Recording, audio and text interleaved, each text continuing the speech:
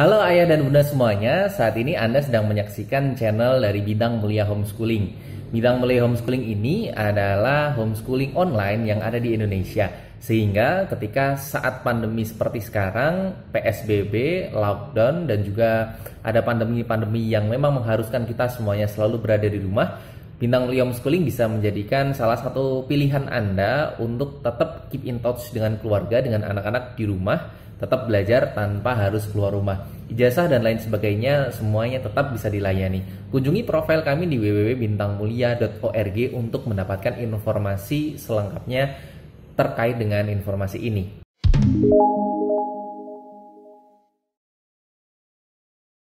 Ayah dan bunda semuanya, saya ingin menceritakan tentang bagaimana ada sebuah orang tua, mereka datang ke kami. Ya, walaupun sebetulnya ini adalah konsultasi yang memang kita berikan secara gratis, secara kontinu oleh psikolog kami kepada para siswa-siswi dan juga orang tua yang ada di Bintang Mulia Homeschooling ini.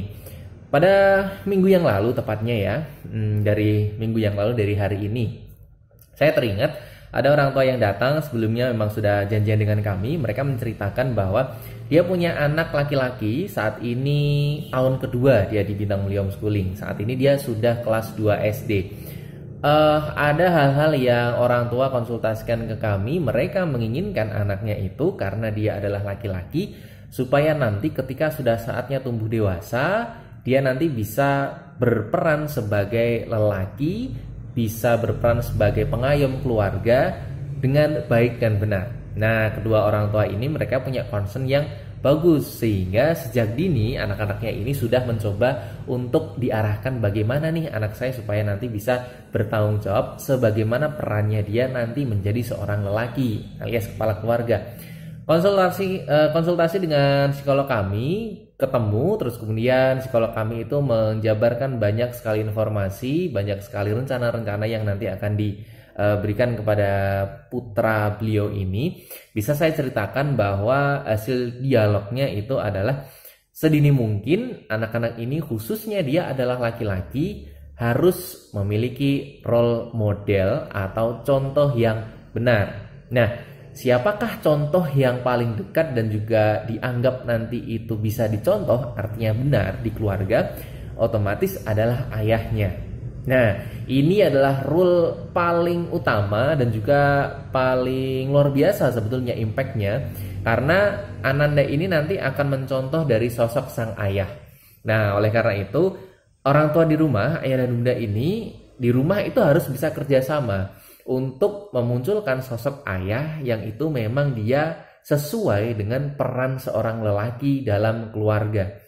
Kita tahu peran lelaki ini kan bekerja, terus kemudian menafkahi, artinya memberi perlindungan kepada seluruh anggota keluarga. Terus kemudian dalam situasi-situasi genting tertentu itu dia bisa memberikan solusi-solusi yang memang tepat dan juga berdiskusi dengan pasangannya, tidak kasar dengan siapapun yang ada di rumah itu dan lain sebagainya. Nah, sebetulnya kalau kita membicarakan tentang role model, ayahnya ini itu harus menjadi contoh yang paling utama dulu. Nah, mohon maaf nih Bapak Ibu semuanya, ayah dan bunda semuanya, tanpa harus mengesampingkan problematika keluarga. Terkadang itu kita memang punya lah sisi-sisi dalam keluarga kita yang memang itu gak sepenuhnya sempurna, tidak sepenuhnya harmonis, kan begitu. Tetapi kalau bisa diminimalisir untuk tidak dimunculkan di hadapan anak-anak. Nah, itu adalah tentang contoh. Yang kedua, setelah mereka melihat contoh, maka dicoba untuk anak-anak ini, khususnya yang laki-laki ini, nanti diberikan tugas-tugas khusus. Tugas itu artinya ini bukan sesuatu yang harus dikerjakan kayak PR sekolah, itu bukan.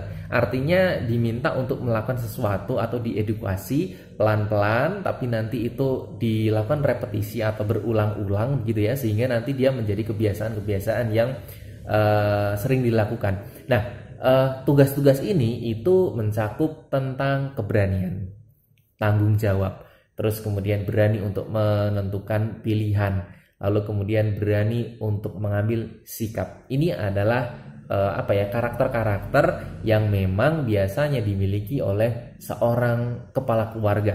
Nah, sehingga harapannya anak-anak kita ini khususnya yang putra itu nanti timbul karakter-karakter yang memang sudah kita perkenalkan sejak dini. Muncul pada saat diskusi itu, bagaimana kalau anak-anak saya ini itu dia sebetulnya lebih suka manja-manjaan. Ingat, manja itu sebetulnya tidak masalah, tidak apa-apa, karena memang dalam kurun waktu usia-usia tertentu, kedekatan dengan orang tua itu biasanya kadarnya itu masih banyak sekali ya. Mulai dari 100%, pokoknya full terus. Tapi nanti kita pelan-pelan biasanya mereka akan berkurang Pak ya. Kedekatan itu harus, tapi nanti biasanya sifat manja-manja ini nanti biasanya tahu-tahu kalau sudah dewasa itu nanti dia akan berkurang dengan sendirinya. Tetapi alangkah baiknya itu juga nanti akan dikompleti dengan tadi yang pertama, karakter tadi itu ya, percontohan. Sehingga nanti dia pada usia-usia tertentu dia sudah paham apa yang harus saya lakukan. Apa yang kalau ada situasi seperti ini, saya baiknya seperti ini. Terkuak juga dalam diskusi, biasanya, mohon maaf, artinya kita tidak mendahului takdir, tetapi biasanya kita tahu usia itu ada batasnya, kan begitu. Kita ambil contoh dalam suatu ketika, misal dalam sebuah perjalanan ternyata pasangan orang tua ini itu ada yang salah satu meninggal duluan, ya artinya meninggalkan keluarga duluan misal. Nah, dalam situasi seperti itu, kita juga akan mempersiapkan anak-anak kita supaya nanti mereka itu nanti betul-betul bisa mengambil keputusan dengan sigap ketika peristiwa-peristiwa semacam itu terjadi. Semua berharap sih itu long last, artinya bisa sampai kakek nenek kita melihat anak cucu-cucu kita kan gitu. Tapi takdir tidak ada yang tahu. Nah, beberapa persen keluarga biasanya itu terpukul dengan peristiwa meninggalnya salah satu orang tua. Contoh di siswa kami itu juga ada yang mengalami hal serupa. Pada awalnya dia semangat sekali, normal sekali, tapi kemudian karena saking dekat dengan ayahnya ini dipanggil duluan, dan setelah itu dia semacam kayak kehilangan semangat hidup. Nah, hal-hal seperti ini pun juga nanti yang pelan-pelan kita siapkan sebetulnya ya. Dalam mempersiapkan hal seperti ini sebetulnya tidak harus tegas, kamu harus gini, seperti ini, nggak boleh gini. Enggak sebetulnya. Didikan yang paling baik adalah melalui contoh. Kemudian diperagakan, kemudian diperintahkan berulang-ulang tanpa harus ada bentakan. Nah, itu biasanya nanti akan masuk ke dalam alam bawah sadarnya dia, dan kemudian dia secara mandiri akan mencoba menata dia dalam kepribadian dirinya sendiri. Nah, hal semacam itu yang sekiranya kita harus perhatikan ya, supaya anak-anak kita khususnya yang laki-laki itu betul-betul bisa tumbuh menjadi sosok lelaki yang memang bertanggung jawab.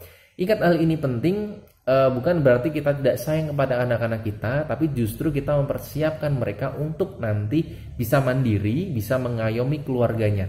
Jangan sampai yang terjadi adalah karena sering bermanja dengan kita, mereka ketergantungannya luar biasa besar. Ketika nanti sudah menikah, ketika dia harus bertanggung jawab kepada keluarganya, justru malah dia tidak bisa melakukan hal itu. Nah, ingat, orang tua ini adalah contoh utama bagi anak-anak. Maka ketika anak kita itu gagal, artinya dia tidak bisa memberikan contoh kepada anaknya, kepada cucu kita, justru disitulah masalah nanti akan bertambah panjang. Ayah dan bunda, seperti itu informasi dari kami. Semoga Anda nanti bisa mempersiapkan buah hati Anda, khususnya yang laki-laki. Dan semoga nanti apapun yang kita rencanakan, Tuhan memberikan jalan dan juga berkenan memberikan keberkahan untuk keluarga kita semua.